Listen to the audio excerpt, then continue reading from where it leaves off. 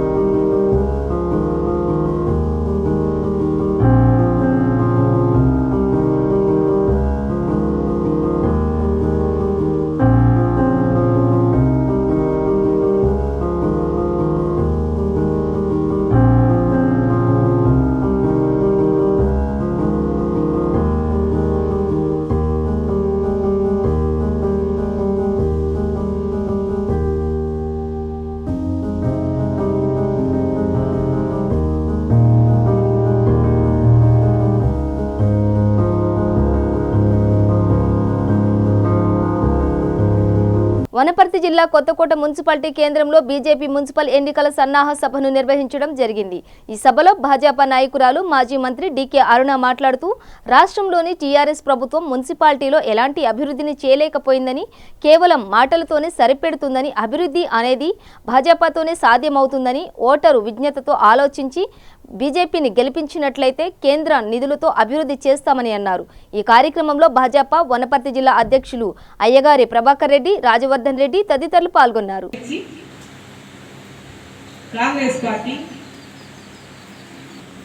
వివాదం లేకుండా ఉన్నటువంటి అంశాన్ని వాళ్ళకు అనేక అనుమానాలు, అపోహలు, ఆందోళనలు కలిగించే విధంగా ముస్లింలలో మొత్తం కూడా ఇదేదో దీనివల్ల ఈ CAA వల్ల ఏదో మా ప్రమాదం రాబోతుంది, ముస్లింలని ఈ దేశం నుంచి ఎలగొట్టేస్తారు, రేపు NRCలో కూడా దాంట్లో ముస్లిం అనే పదం లేదు కాబట్టి రేపు NRCలో ముస్లింలను ఈ దేశం నుంచి ఎలగొట్టేస్తారు అనేటువంటి ఒక అపోహని, అనుమానాలని, ఒక లేనటువంటి ఒక అనేక అనుమానాలకు తావిస్తూ రెచ్చగొడుతున్నటువంటి సందర్భంలో దేశవ్యాప్తంగా రెచ్చగొట్టి ముస్లింలందరూ కూడా ఈరోజు రోడ్ల మీద తీసుకొచ్చే విధంగా కొన్ని రాజకీయ పార్టీలు ఈరోజు మైనారిటీ ఓట్లు వాళ్ళకి దూరం అయ్యని, ఆ మైనారిటీ ఓటు దగ్గర చేసుకోవడానికి పడినటువంటి కుట్రలో భాగంగానే ఈరోజు మైనారిటీలను వాడుకుంటున్నటువంటి విషయం మనం ఒక్కొక్కరికి తెలియజేసి ప్రతి ఒక్కరికి అవగాహన కల్పిస్తూ ఈరోజు కేంద్ర పార్టీ, ఈరోజు రాష్ట్ర పార్టీ అన్ని కూడా ప్రతి నియోజకవర్గంలో సమావేశాలు ఏర్పాటు చేసి CAA పైన, NPR పైన అవగాహన కల్పిస్తూ ఈ యొక్క చట్టం వల్ల మన భారతీయులకు ఎవరికి కూడా భారతదేశంలో ఉన్నటువంటి ఏ మతస్థులకు కూడా ఎలాంటి ఇబ్బంది ఉండదు, ఎలాంటి ఆందోళన చెందాల్సినటువంటి అవసరం లేదనేది అందరూ కూడా ఈ దేశంలో ఉన్నటువంటి భారతలో ప్రధానంగా అభివృద్ధి అనేది ఈ కొత్త మున్సిపాలిటీలో అభివృద్ధి అనేది మనకు సాధ్యం కావాలి. అభివృద్ధి నోచుకోవాలంటే బీజేపీ పార్టీ జెండా మున్సిపాలిటీని ఎగిరిస్తే ఈ మున్సిపాలిటీలో అభివృద్ధి కార్యక్రమాలు జరుగుతున్నటువంటి విషయాన్ని. ఎందుకంటే మనం ఈరోజు చూసుకుంటే గత 6 సంవత్సరాల నుంచి చూసుకున్నప్పటికీ కూడా మా గద్వాల మున్సిపాలిటీని ఇప్పటికే ఉన్నటువంటి మున్సిపాలిటీ ఏళ్ల తరబడి. మరి ఏ మున్సిపాలిటీలో కూడా రాష్ట్ర ప్రభుత్వం ఒక నయా పైసా కూడా అభివృద్ధికి ఖర్చు పెట్టలేదు. ఎక్కడ కూడా ఏ మున్సిపాలిటీలో కూడా కేవలం వాళ్ళు చెప్తున్నటువంటి మాటలు కాగితాలకే పరిమితమైనవి కానీ, వాళ్ళ నోటి మాటలు ఆ యొక్క మాటలకే పరిమితమైనవి కానీ ఎక్కడ కూడా వాస్తవ రూపంలో అభివృద్ధి అనేది ఏ మున్సిపాలిటీలో కూడా నోచుకోలేదు. ఈ రోజు మహబూబ్ నగర్ మున్సిపాలిటీలో అభివృద్ధి జరుగుతూ ఉందంటే అది రాష్ట్ర ప్రభుత్వం ఇచ్చిన నిధులు కావు. కేంద్ర ప్రభుత్వం స్మార్ట్ సిటీగా అనౌన్స్ చేసి కేంద్ర ప్రభుత్వం ఇస్తున్న నిధుల ద్వారానే మహబూబ్ నగర్ మున్సిపాలిటీలో అభివృద్ధి పనులు జరుగుతున్నటువంటి విషయాన్ని కూడా మనం గుర్తించాలని మీకు ఈ సందర్భంగా నేను తెలియజేస్తాను. అదేవిధంగానే ప్రతి మున్సిపాలిటీలో కూడా అభివృద్ధి జరగాలి అంటే ఈ ఎన్నికలు ప్రాధాన్యం సంతరించుకున్నటువంటి ఎన్నికలు.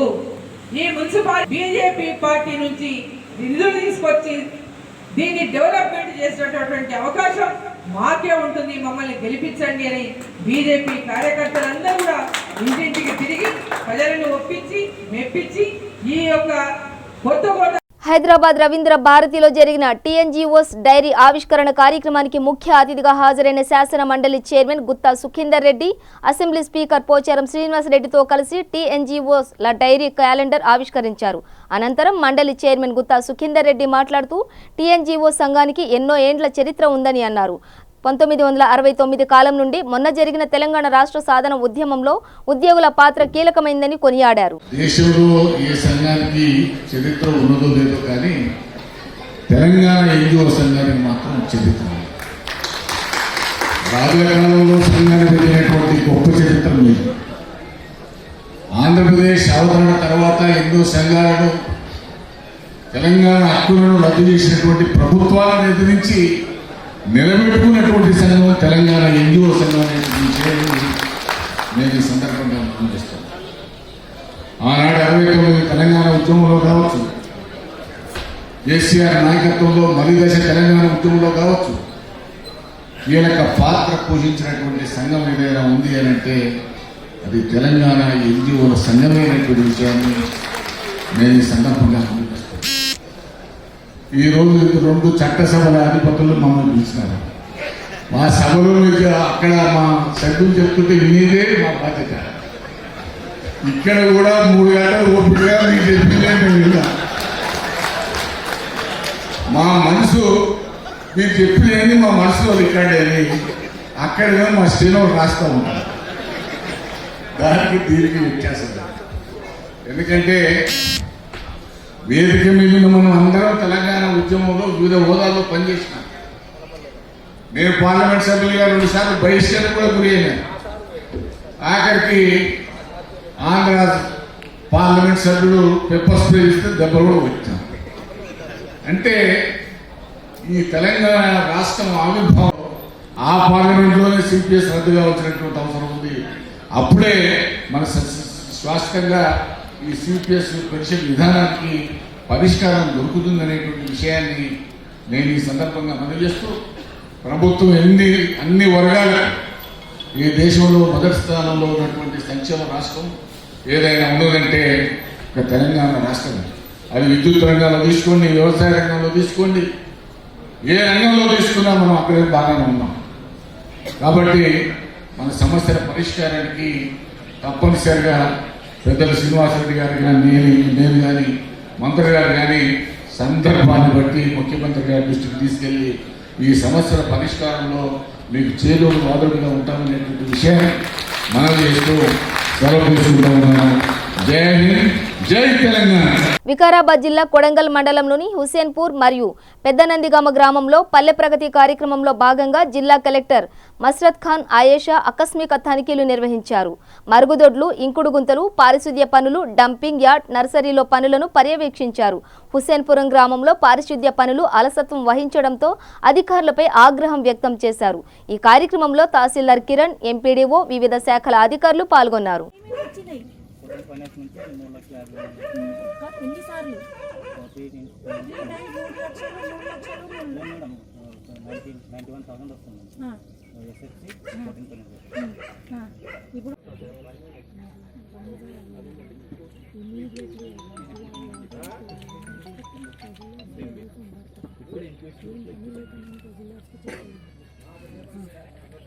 Why I am taking you every day?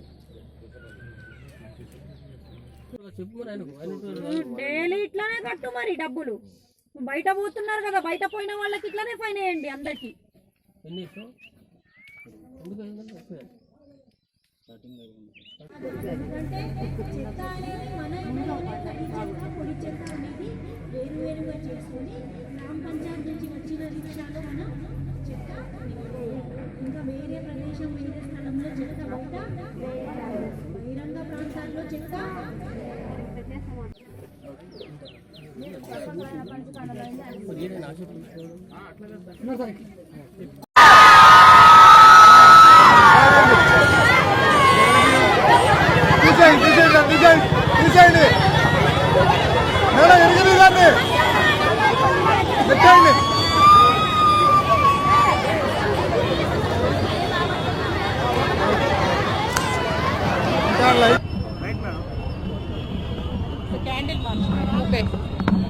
ఇది అంబేద్కర్ స్టాచ్యూ కదా,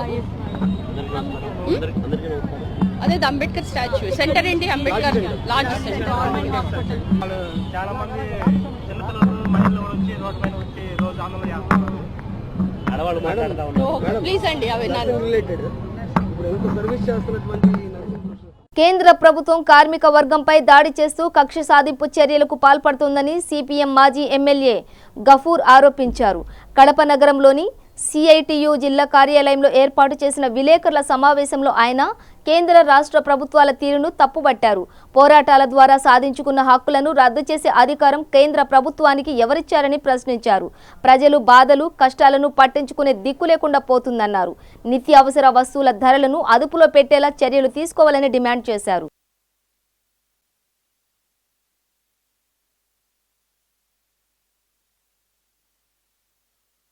ప్రజల బాధలు కష్టాలు పట్టించుకునే దిక్కు ఉండదు. కాబట్టి ఈ పోరాటంలో కార్మికులకు ఏం సాధించడం చాలా ఉపయోగం, ఇది చాలా అవసరం. కాబట్టి ఈ పోరాటం ఇది ప్రజా పోరాటం మేము చేసేది.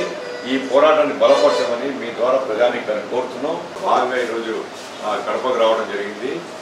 8వ తేదీ భారతదేశ చరిత్రలోనే ఎన్నడూ లేనంత పెద్ద ఎత్తున కార్మికులు కష్టజీవులు ప్రజా పోరాటంగా మార్చడం కోసం అన్ని పార్టీలు ముందుకు వస్తున్నటువంటి పూర్వరంగంలో మేము మీ ద్వారా ప్రజానీకానికి అప్పీల్ చేస్తున్నాం.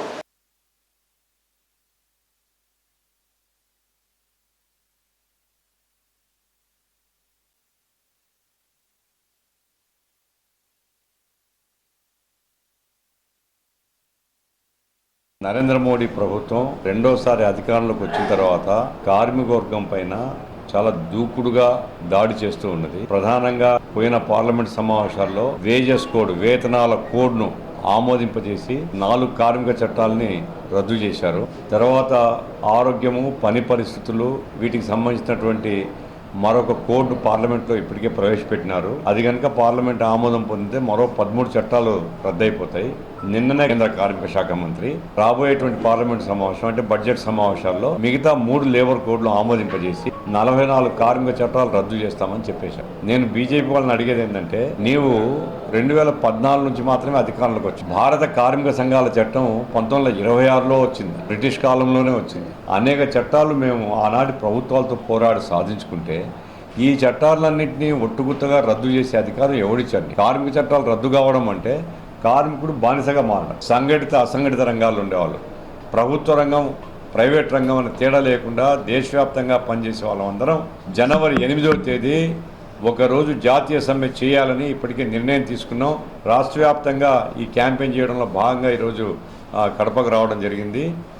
8వ తేదీ భారతదేశ చరిత్రలోనే ఎన్నడూ లేనంత పెద్ద ఎత్తున కార్మికులు కష్టజీవులందరూ రోడ్డు మీదకి వస్తున్నారు. మమ్మల్ని తొక్కేసిన తర్వాత రేపు ప్రజల బాధలు కష్టాలు పట్టించుకునే దిక్కు ఉండదు.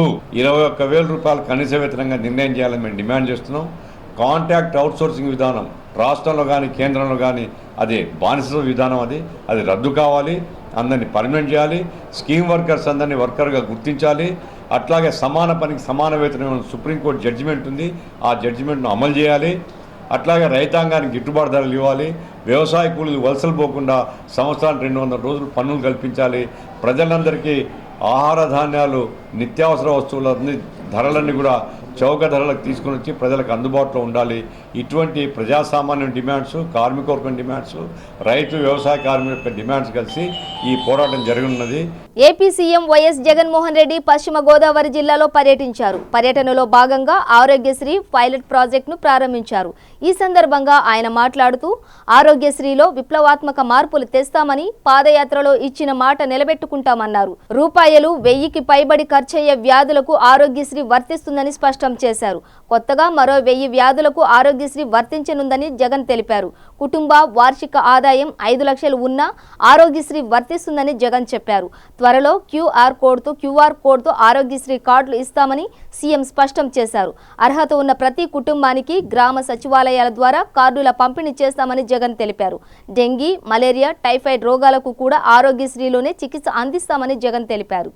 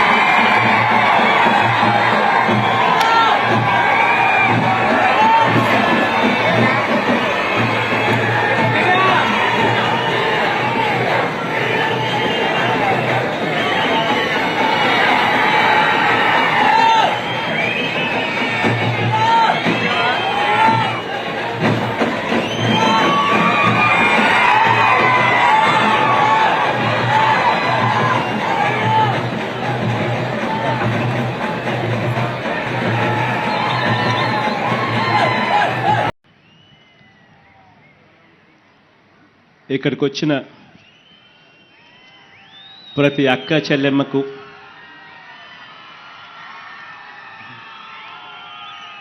ప్రతి అవ్వాతాతకు, ప్రతి సోదరుడికి, ప్రతి స్నేహితుడికి, అదేవిధంగా ఈ వేదికపై ఉన్న నా సహచర మంత్రులకు, సహచర ఎంపీలకు, సహచర ఎమ్మెల్యేలకు, సహచర ఎమ్మెల్సీలకు అందరికీ కూడా ముందుగా నూతన సంవత్సర శుభాకాంక్షలు తెలియజేస్తా ఉన్నాను.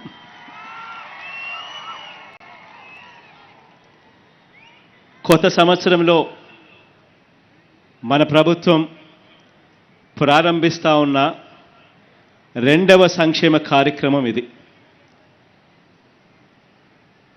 నిన్ననే ఏపీఎస్ జనవరి 1వ తారీఖున ఆర్టీసీ కార్మికులను దాదాపుగా 50,000 మంది ఆర్టీసీ కార్మికులందరికీ కూడా మంచి చేస్తూ వాళ్ళందరినీ కూడా గవర్నమెంట్లో విలీనం చేయడం జరిగింది. అది మొదటి కార్యక్రమం, మంచి కార్యక్రమం అయితే ఈరోజు ప్రారంభిస్తూ ఉన్న కార్యక్రమం ఈ జిల్లాలో ఇక్కడి నుంచి ఆరోగ్యశ్రీ సేవలు 2059 సేవలకు పెంచుతూ ఈరోజు ప్రారంభిస్తూ ఉన్న ఈ కార్యక్రమం రెండవది అన్నిటికన్నా సాటిస్ఫాక్షన్ ఇచ్చే కార్యక్రమం ఇది. ఇంతకుముందు నాన్నగారు, ఆ దివంగత నేత మన అందరి ప్రియతమ నాయకుడు రాజశేఖర రెడ్డి గారు ఆరోగ్యశ్రీ అనేది దేశ ఆరోగ్య చరిత్రలోనే ఒక విప్లవం తీసుకొస్తూ ప్రవేశపెట్టాడు మన ఆంధ్ర రాష్ట్రంలో. అయితే ఆ విప్లవం దేశంలోని 28 రాష్ట్రాల కంటే కూడా మిన్నగా మరో అడుగు ముందుకు వేయటానికి ఇక్కడికి నేను వచ్చాను అని చెప్పడానికి ఈ వేదిక మీద నుంచి గర్వపడతా ఉన్నాను. వైద్యం ఖర్చు 1000 రూపాయలు దాటితే ఆరోగ్యశ్రీ వర్తింప చేస్తామని, చెయ్యాలి అని తపన తాపత్రయంతో అడుగులు ముందుకు వేస్తూ ఉన్నాం. ఎన్నికల్లో నేను మాటిచ్చాను, ఆరోగ్యశ్రీ విప్లవాత్మక మార్పులు తీసుకొస్తాం. ఆరోగ్యశ్రీలో 1000 రూపాయలు ఖర్చు దాటితే చాలు, ఏ ఒక్కరూ కూడా పేదవాడు భయపడాల్సిన పని లేదు, తోడుగా ప్రభుత్వం ఉంటుంది, అన్ని రకాలుగా అండగా. రాజధాని ప్రాంతం మందడలో శాంతియుతంగా ధర్నా చేస్తున్న మహిళలపై పోలీసులు దౌర్జన్యం చేశారంటూ అక్కడి రైతులు, మహిళలు మండిపడుతున్నారు. తమపై పోలీసులు దారుణంగా వ్యవహరించారని వారు ఆరోపించారు.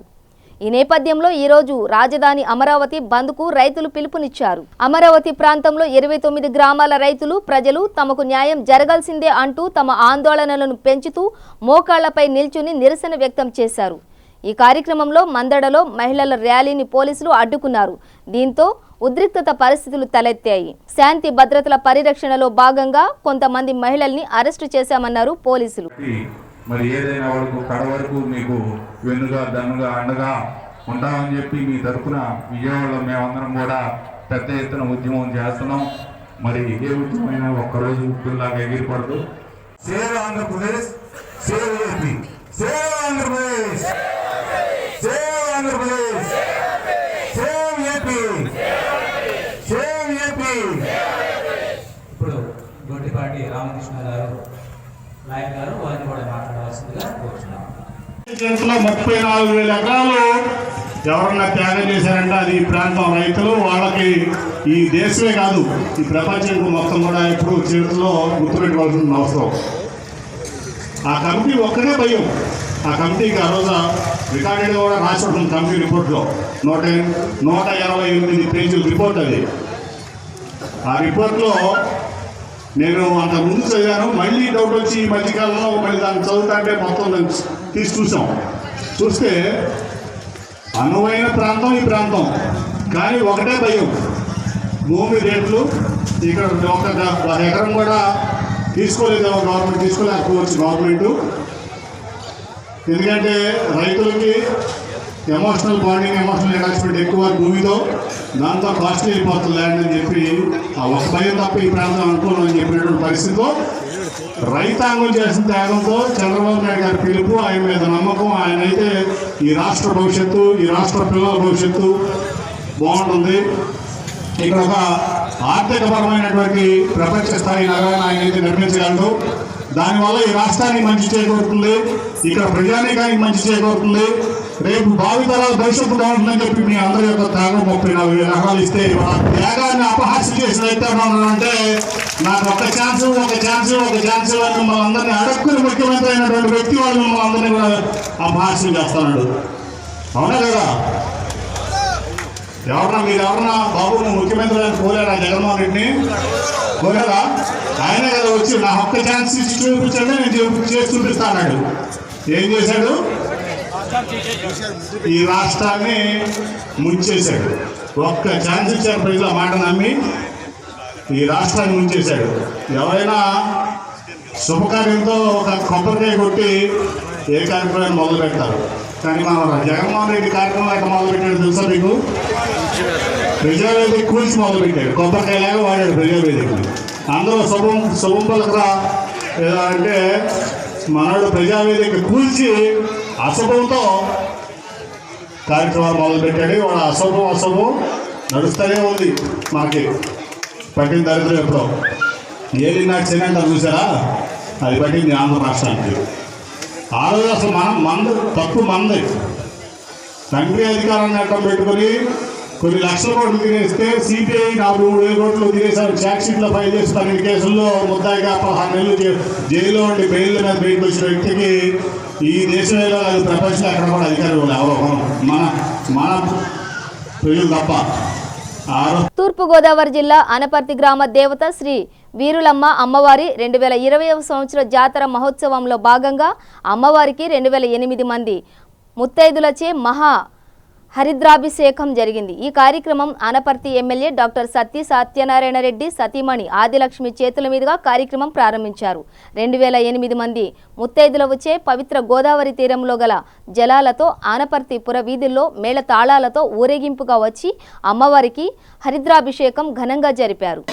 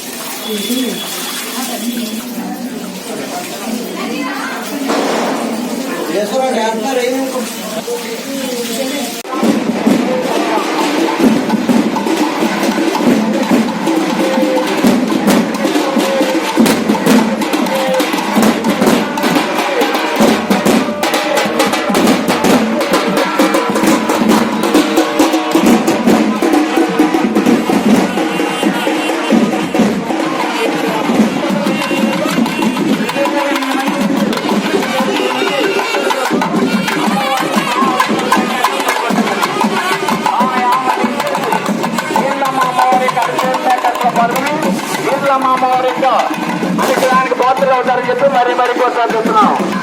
ఇట్లా వీరులమ్మ దేవస్థానం కమిటీ అనపర్తి ఎంత కోలాహలం చేసుకుంటున్నామో